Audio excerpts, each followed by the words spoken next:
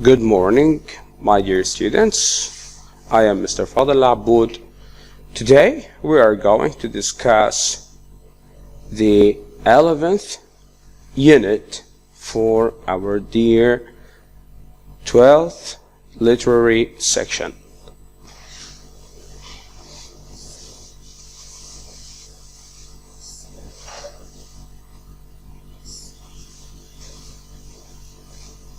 Let's start with some new vocabulary or literary terms. Of course, after we have studied the text, we are going to use the new vocabulary or the new terms we learned in these sentences.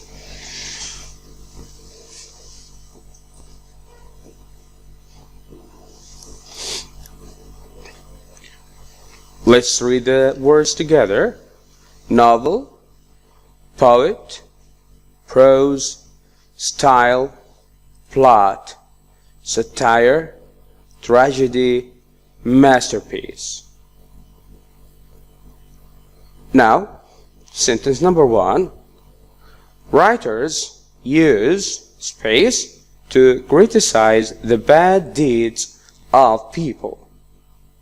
Which word do you think we shall use? Do I use novel, for example, to criticize people? No. Do I use satire to criticize bad deeds of people? Of course, yes. So the answer here is satire.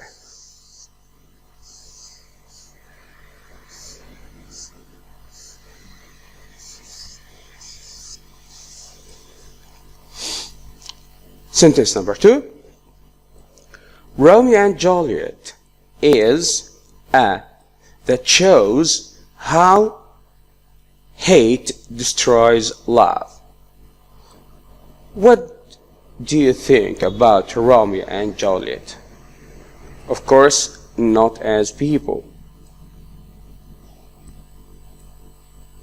Yes, the answer is a tragedy.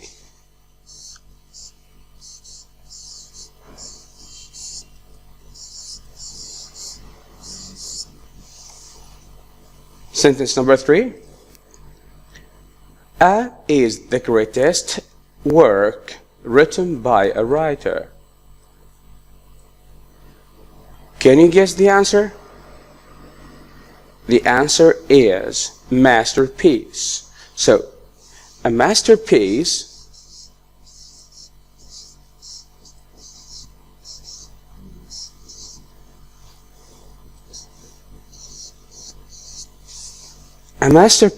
is the greatest work written by a writer. Now, number 4. Robinson Crusoe is the first novel written in English literature. It is 198 pages. Number 5. Nizar Qabbani was a brilliant romantic Syrian poet. Of course, here in this exercise we are not going to use all the words, but just to remember the most important terms we have learned before.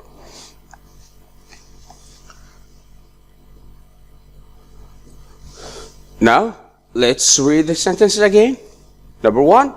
Writers use satire to criticize the bad deeds of people. Number 2. Romeo and Juliet is a tragedy that shows how hate destroys love. A masterpiece is the greatest work written by a writer. Number 4. Robinson Crusoe is the first novel written in English literature. It is 198 pages. Number 5, Nizar Qabbani was a brilliant romantic Syrian poet. Now, let's do another exercise concerning literary terms.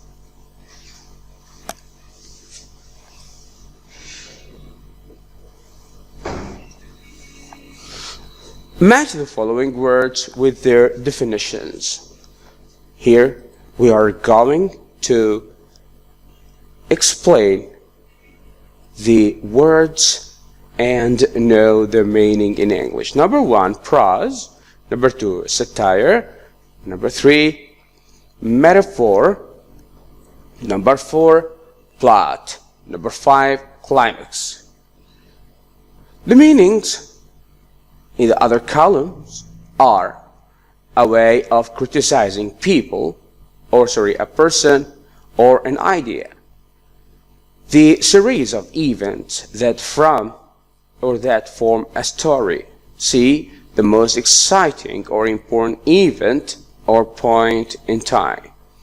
D, using of a word or phrase not as used normally. And the last one is writing that is not poetry. Now, let's start with the first one, prose. You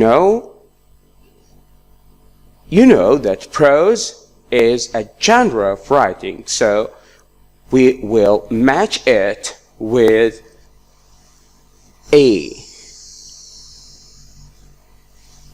Okay, my dear students, now prose is writing that is not poetry. Now, let's move to talk about satire. Can you guess the answer? Very good, my dear students. Satire is a way of criticizing a person or an idea. Now, what about metaphor? Can you guess it?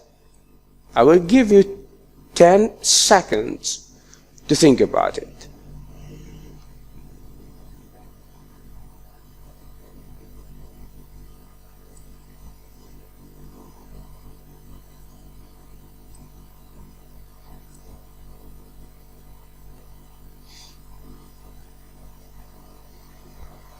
Metaphor is the using of a word or phrase not as used normally. Number 4, plot. What do you mean by plot? Plot is the series of events that form a story. And number 5, climax is the most exciting or important event or point in time. Now, we will use these words again in another exercise. Use the words in exercise A to complete the following sentences. Number 1, Animal Farm is a novel uses to criticize people. Again, what do we use to criticize people? I will give you 20 seconds, not minutes, to do the exercise yourself, then I will do it.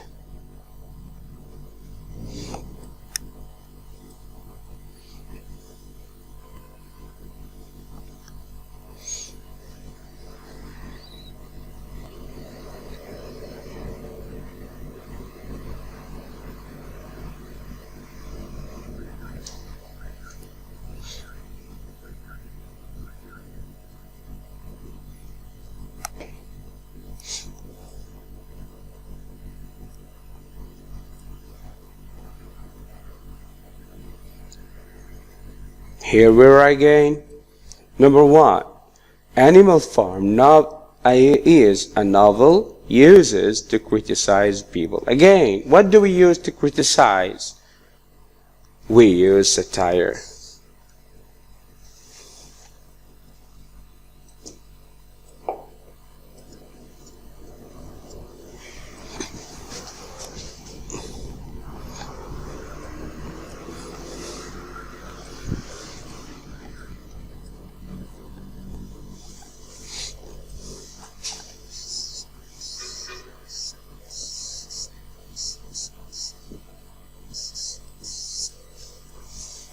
Number 2, when a tragedy reaches its climax,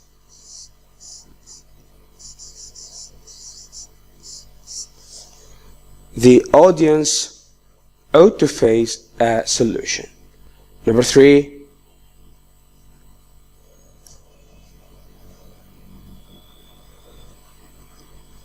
prose is a literary genre that releases writers from the restrictions of meter. Number 4, ancient Greek epics used many plots to create more interesting stories. Heart of Gold and The Shining Star are 2 examples of metaphor.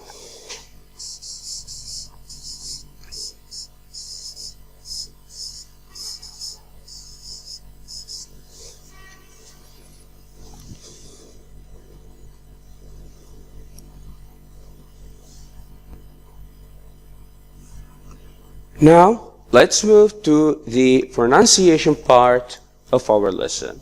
Today we are going to talk about strong and weak forms of auxiliary verbs. Do you know what the meaning of weak form is? So, when I say a weak form, I should use the schwa sound, which is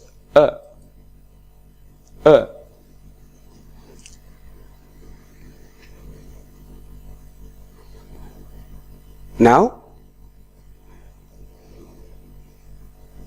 you know that I have a word called am. All of us know the word am. But did you hear it in another way? Am. Of course, when I pronounce it like am, I'm using the strong form of the word.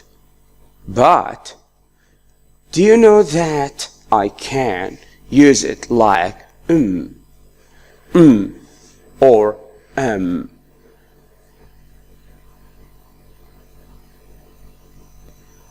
Example, am I late? Again, am I late? Am I late? Strong, yes, I am. Yes, I am. So, in the weak form, we said, am I late? In the strong form, I said, yes, I am. Now, let's continue with the other auxiliaries. Are. Again, the verb to be are. In fact, we pronounce it like again,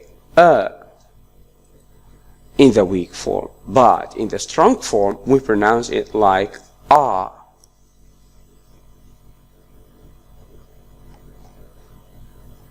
Listen to the sentence or the question, Are the students, are they going? Again.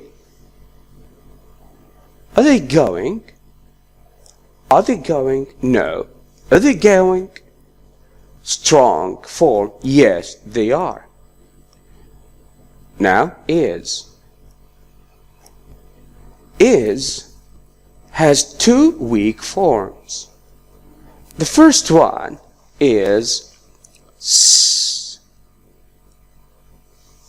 the other one is z. The strong form is.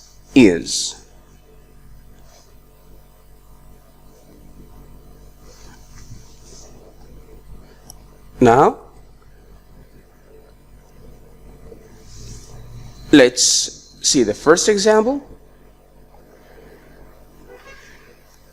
This cat's fast.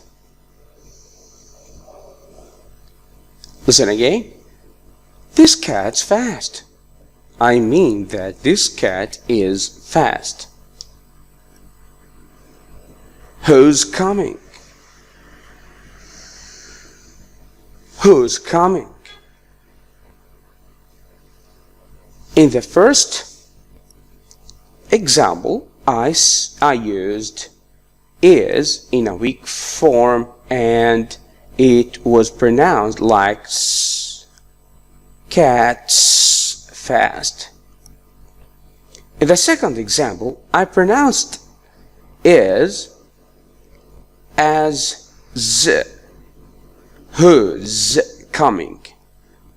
I wanted to say who is coming. Now, in the strong form, I say this cat is fast. Yes, it is. And who's coming?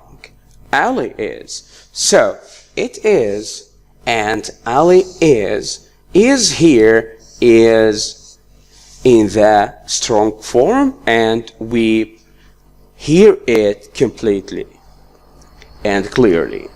Now let's move to the fourth verb here, was. Was is pronounced like was in the weak form and was in the strong form.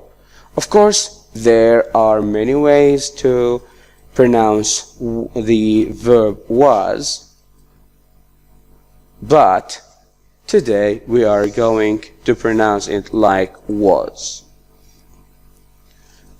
Look at the example. Was the weather terrible? Was the weather terrible? Yes, it was, or yes, it was. Has.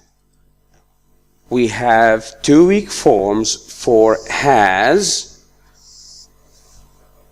which are his and his. The strong form is has. Let's see the example.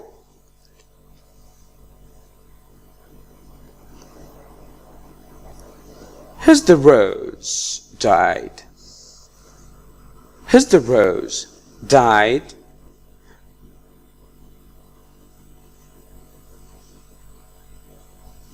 The milk is gone sour. Hasn't it? Let's consider the strong form. Yes, it has. Yes, again, it has. Now, have has also a weak form, which is have. Have. And we pronounce it in the strong form like have.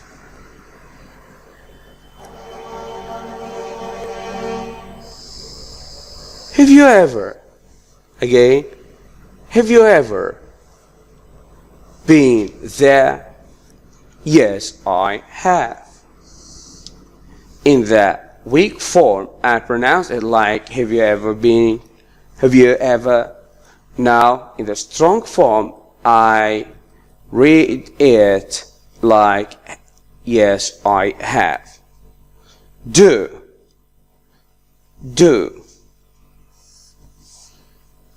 In the weak form, it is d.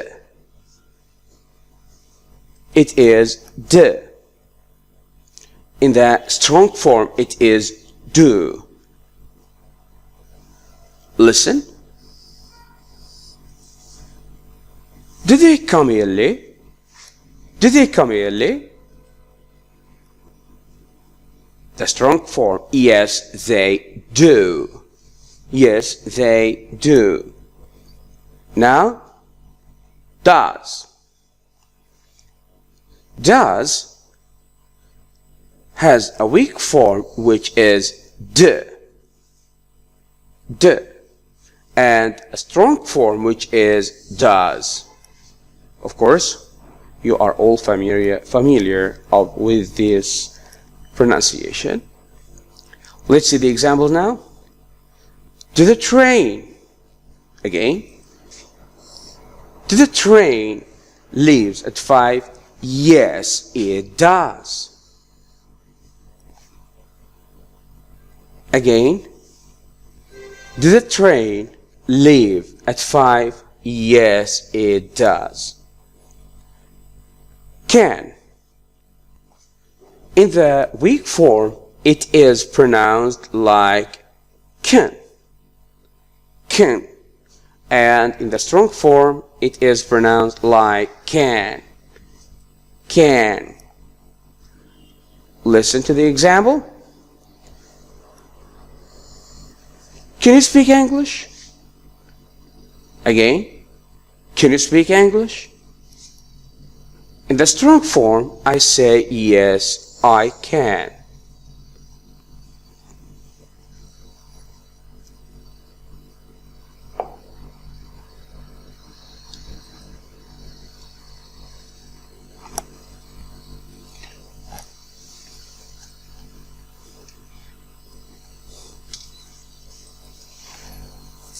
Now, let's move and do some exercises.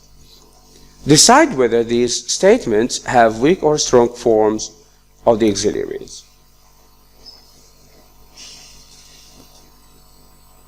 Can you pronounce the first is in the first sentence?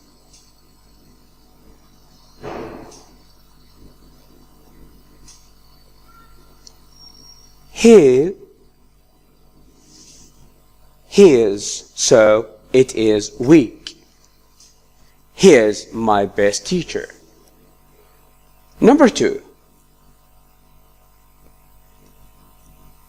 What do we say? Do we say, do they play any sport, or do they play any sport? Let's see the answer together.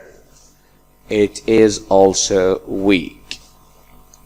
So we say do they, not do they. Number 3. She late. Is it strong or weak? It is strong. She was late. Yes. We have. So it is also strong. Number 5. Do we say, have you ever seen it, or have you ever seen it? Of course, we say it is have, not have, because it is weak. Number 6. Yes, there are. Clear, because it is strong. Now number 7. Does she speak French?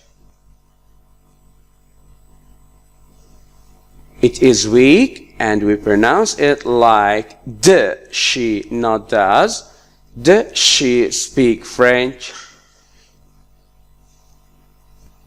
She has decorated the room, hasn't she? Yes, she has. Yes, she has.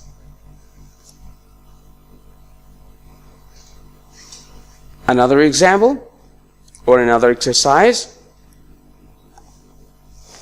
Tick whether these words in bold have strong or weak forms. What do I say? Is, it, am, or Do I say I am tired or I'm tired? Can you guess the answer? I will give you 2 minutes to think about the exercise.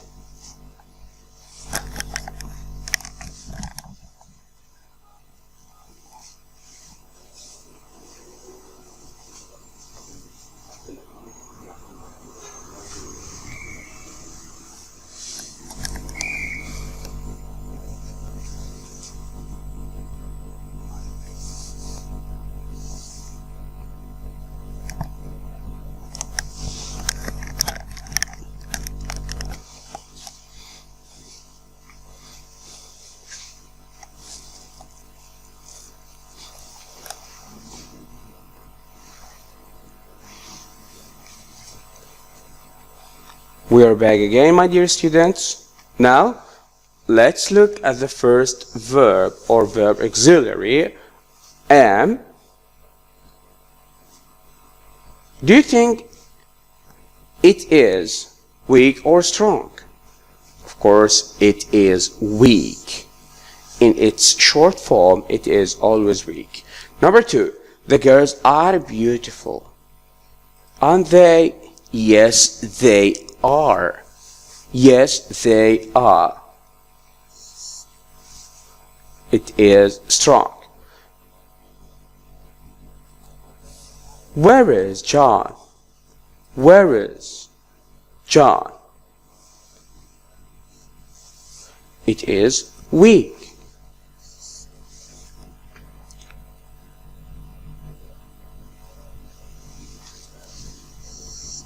Did he earn a good living? It is also weak.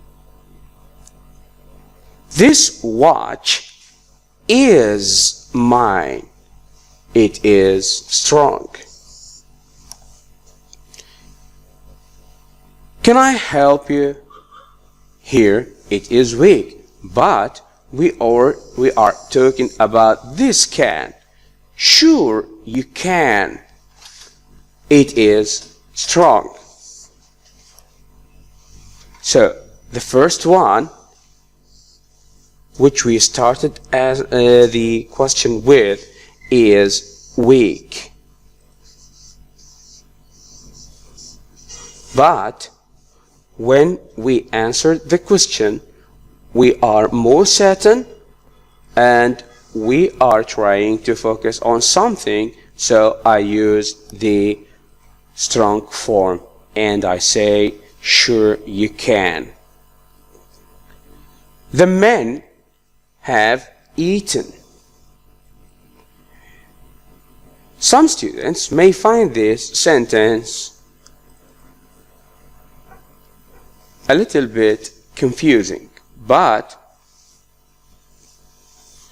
you should not worry about the men have eaten and the men have eaten. So in this case, it's okay if you say the men have eaten or the men have eaten.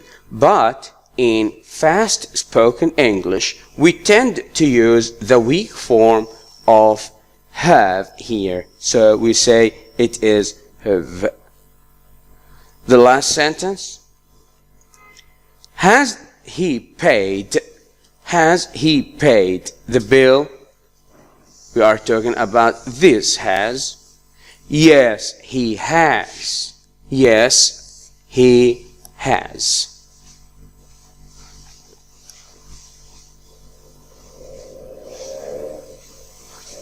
Now let's move to talk about reported speech. What do you mean by reported speech?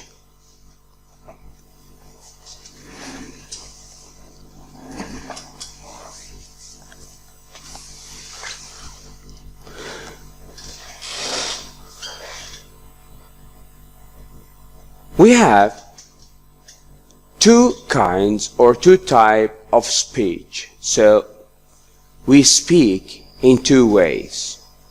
Either to be direct or to be indirect. What do you mean by direct? Direct means that I speak directly and I do not transform or transport anybody's speech.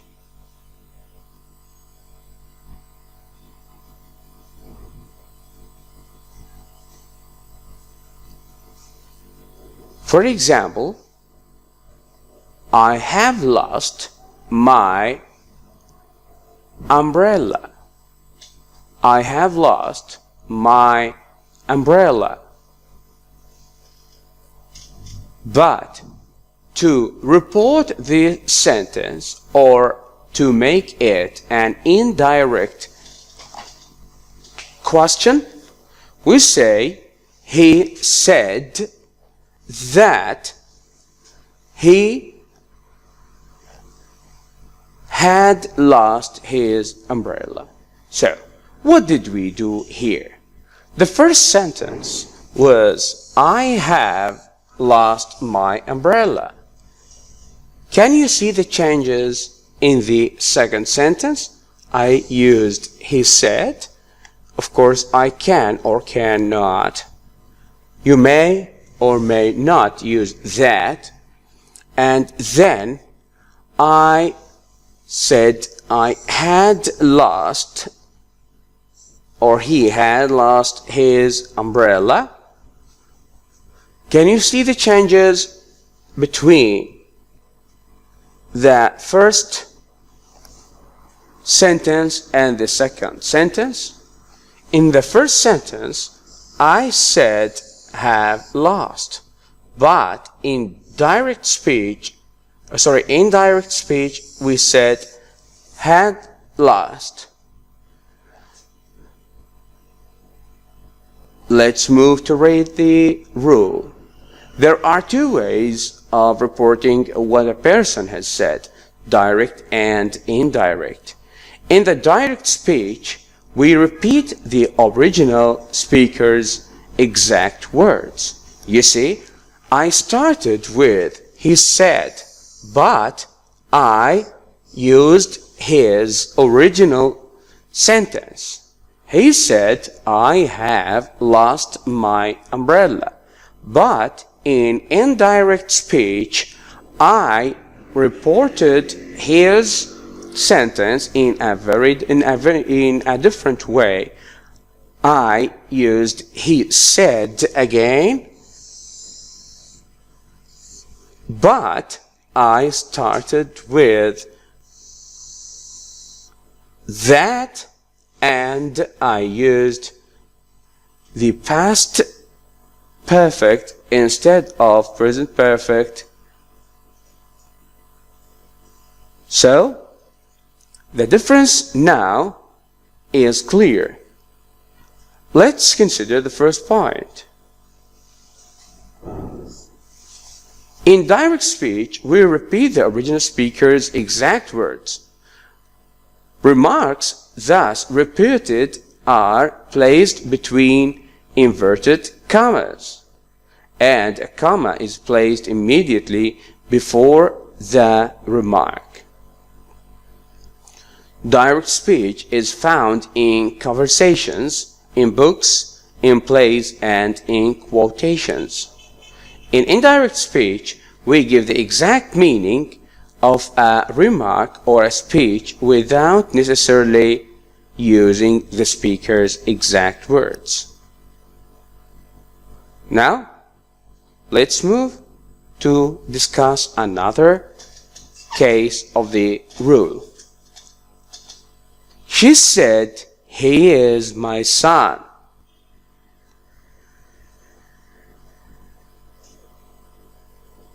She said that he was her son. I'm ill, she said. And she said that she was ill. He is.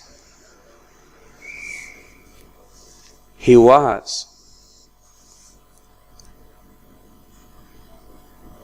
I'm ill, she said. And as we talked before, we use inverted commas. First and second person pronouns are possessive adjectives normally change to the third person, except when the speaker is reporting his own words. What do I mean by that? Of course, when I am transporting the sentence from direct or indirect speech, I should become he, because we are talking instead of someone else. So I cannot say I, because I am not the one who said the sentence originally. So I becomes he, or she, or me becomes him or her. My becomes his or her.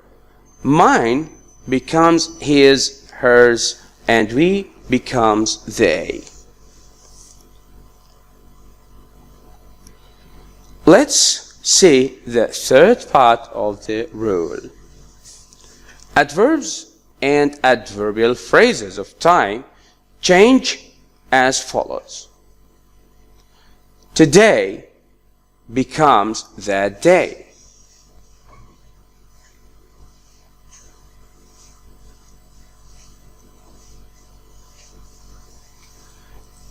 You can see, today becomes that day.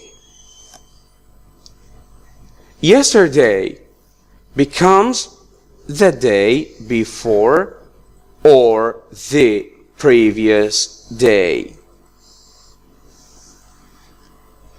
Last becomes previous, and tomorrow becomes the next or the following day.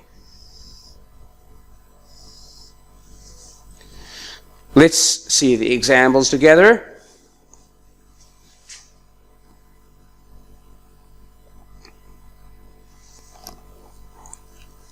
I saw her the day before yesterday.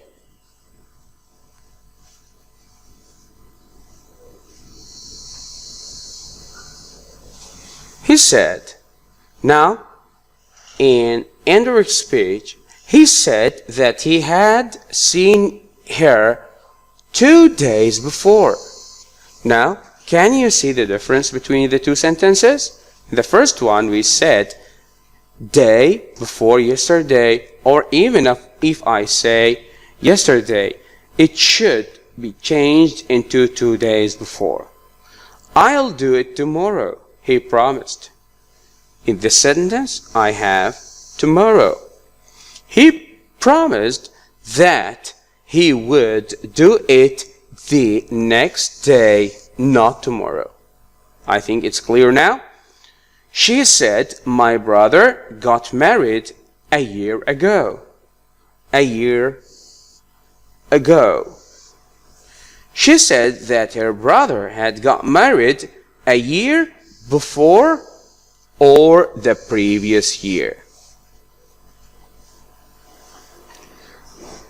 Let's finish our rule with the fourth and last part of the grammar section here. When we turn direct questions into indirect speech,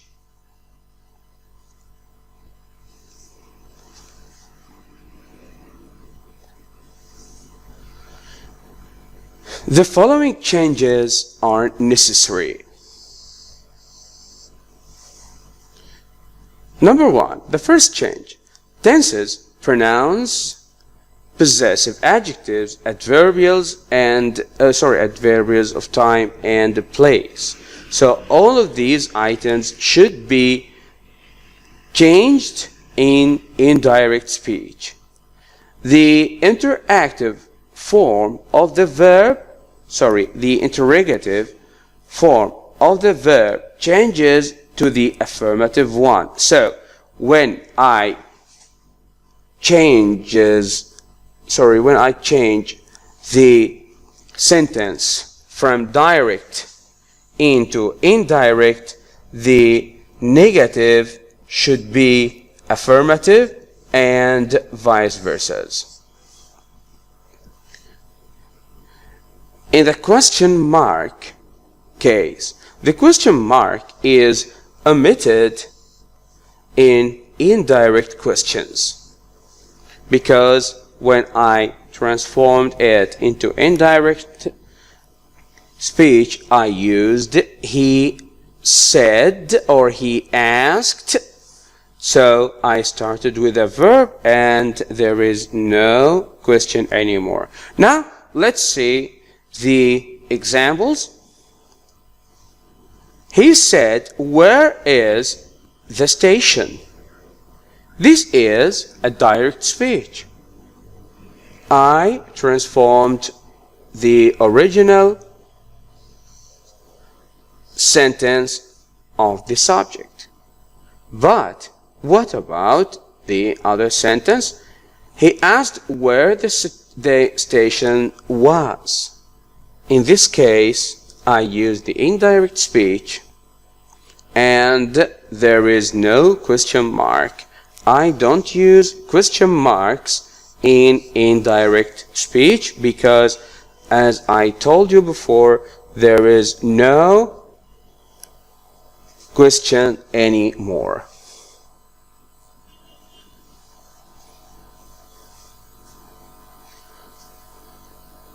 Now, let's together see the following exercise.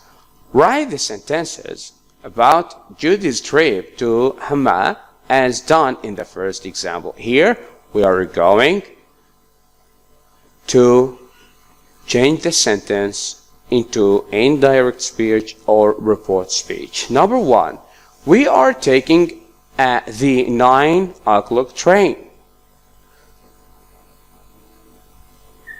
Who is speaking here? Of course, not me and you.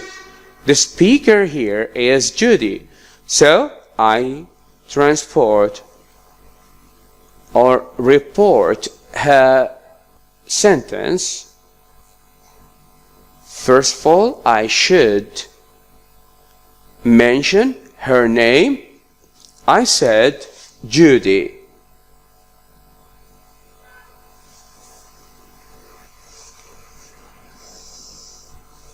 And then I used a reporting verb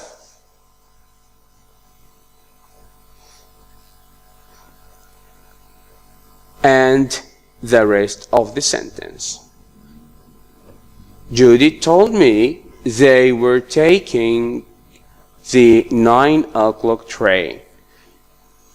Let's remember that are in the first sentence should be where, should be in the past in the second sentence. Now I will give you 20 seconds to think about the rest of the sentences.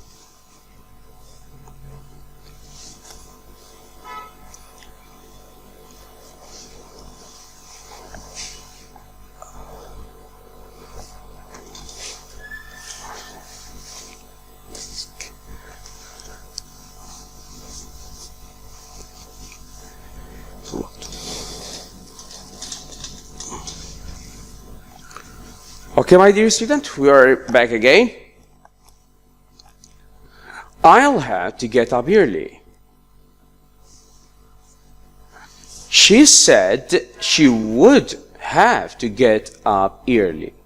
So, I used the past form of will, which is would, and I used the infinitive form of have, because afterward we shall use have, not has, for example, and the verb should be in the infinitive form. Now, number 3, I don't really like traveling by train. She told me She didn't really like traveling by train. Number 4, it is an easy way to travel. She said it was an easy way to travel. I want to see the water wheels there. She told me that she wanted to see the water wheels there. We have been to Hama before. She told me that they had been to Hama before. We didn't see everyone. She said that they hadn't seen everyone. Before I move to another exercise, I should talk about some changes again in the sentence. Number 1, I'll in the present. Will became would. In the second sentence, I don't became didn't. It is. It was. I want. I wanted. We have been, became they had been. We didn't see everyone.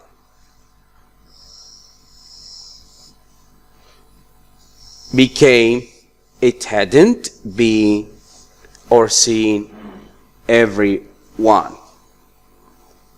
Now, concerning the tense here, we said that we should change tense.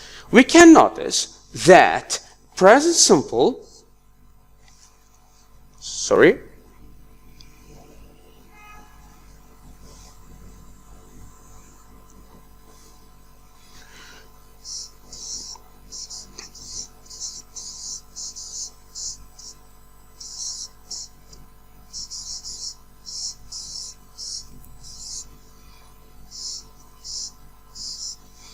became past simple.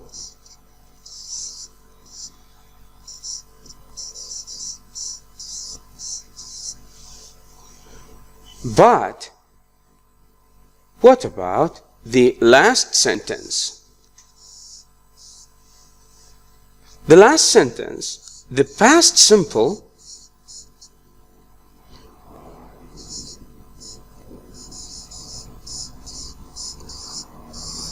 became past, but not simple, past perfect.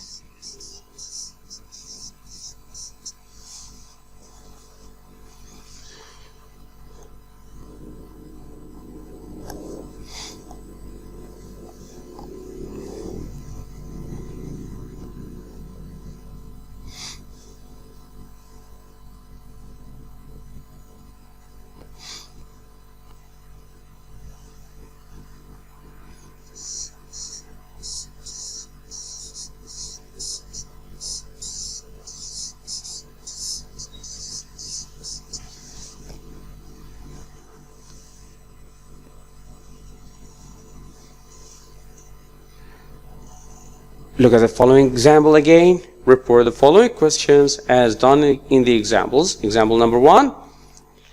What is the time? He asked. This is a direct speech. Now, he asked me what the time was. Nothing new. Do you live in Damascus? He asked Mary. This is a direct sentence. The indirect sentence becomes he wanted to know if Mary or she lived in Damascus. Now, we will do the last exercise about direct and indirect speech. Number 1, how long does it take to get home? Can you guess what the answer is? He asked. He asked. How long it took me to get home. Are you going to the cinema at the weekend? He asked me.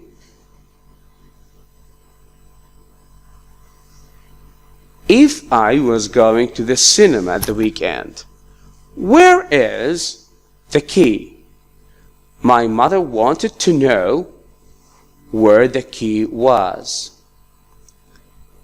Who do you want to meet, sir? Sammy asked Mr. Hamad who he wanted to meet. What time did the film start? My friend wanted to know what time the film had started. What kind of films do you like watching? Mary asked Natalie what kind of films she liked watching. Number 7, and the last, have you ever been to London? He wanted to know if I had ever been to London. Well, before we finish, there is some notes to talk about. The first one,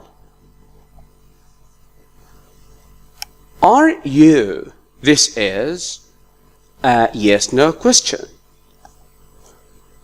right? So, I added something new I didn't do before. If, are you going to the cinema at the weekend? He asked me if. So, we notice that in indirect speech, when we transform or report a yes-no question, we add if in the second clause. He asked me if I was going to the cinema. Again, with questions. In this question, question number 1, we can notice that we used the auxiliary verb before the subject. I said, where is the key? My mother wanted to know where the key was. So we returned to the original case and put was after the key. So we can notice that in report questions there is no questions. And the sentence becomes a normal sentence, even if I am using a question word.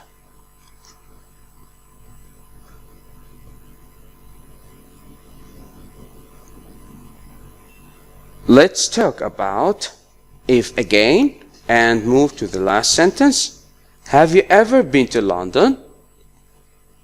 Have you ever been to London? He wanted to know if, you see, I used if, and by the way, I used another transforming or another reporting verb. I wanted to know if I had ever been to London. In this sentence, we used if because it is a yes-no question. And as you know, the yes-no question starts with a vocabulary, with an auxiliary. And we used had instead of have. Have you ever became had ever.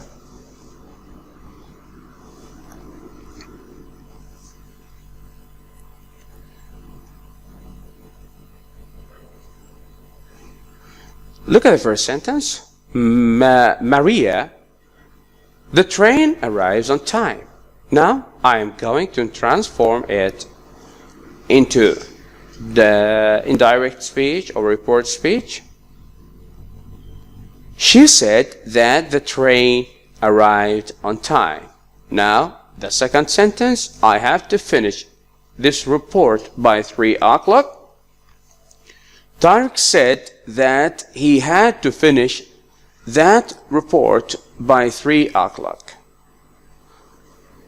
The doctor, the body will improve quickly. Sorry, the boy will improve quickly. The doctor said that the boy would improve quickly. William, I'm leaving later today. William said that he was leaving later that day. Julie, I saw that movie last night. Julie said that she had seen that movie the night before or the previous night. Helen, I have read the book. I have read that book. Helen said that, or without that, we said that there is no problem. She had read that book. The last sentence, Mary, I cannot go to the movie with you. Mary said that she couldn't go to the movie with him. That is everything about report speech.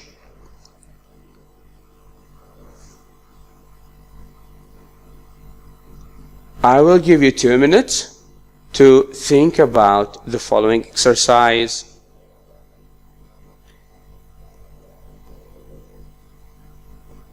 We are going to make these sentences or questions in direct speech. Where do you live? She asked him where he lived. Have you worked before? She asked him if he had worked before. Why do you want the job? He asked him why he wanted the job. How did you hear about it? She asked him how he had heard about it. Have you got any experience before? She asked him if he had got any experience before. Can you work 7 days a week? She asked him if he could work 7 days a week. How will you travel to work? She asked him how he would travel to work. Do you have a car or do you prefer walking? She asked him if he had a car or he preferred walking. How much do you expect to earn? She asked him how much he expected to earn. Number 8. When can you start? She asked him when he can start. The last part of our lesson is Everyday English. In Everyday section today, we are going about how to be tactful. What do you mean by being tactful? Tactful means to, let's say, be more polite if we want to convey an idea or a message to someone. We should not be rude. We sometimes soften a message by using particular words or phrases like, the first one is in the past forms. We were planning to go to the cinema tomorrow. So I didn't ask my friend immediately to go with us. For example, I made it more softened or softer. We were planning to go, so here I'm asking him to come with us, but not in a direct way. We also use a model. It could have been a bit hotter. I'd go for black instead if I were you. The third way is not sounding negative.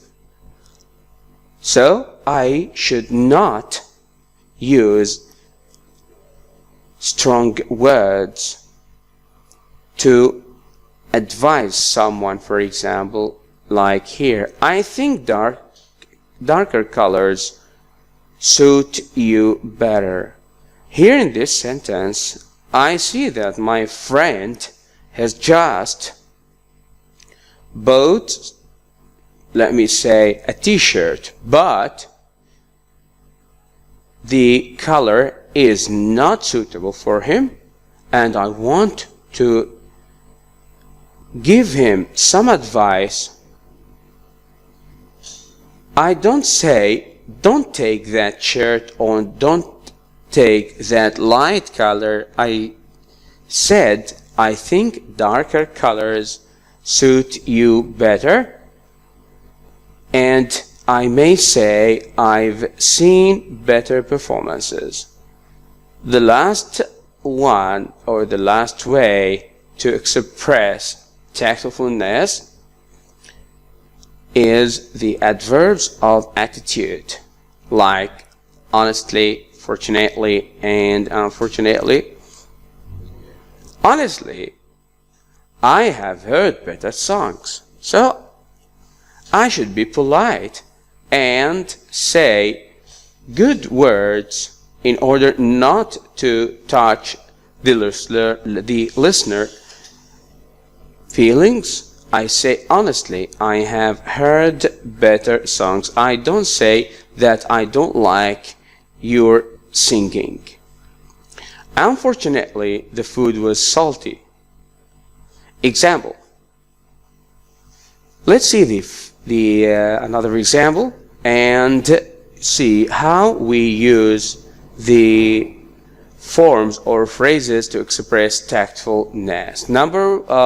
Sue, does this dress look okay? Annie, well, I think darker colors suit you better. I'd go for black instead if I were you. That was everything for today. Thank you for watching. I hope you all the best.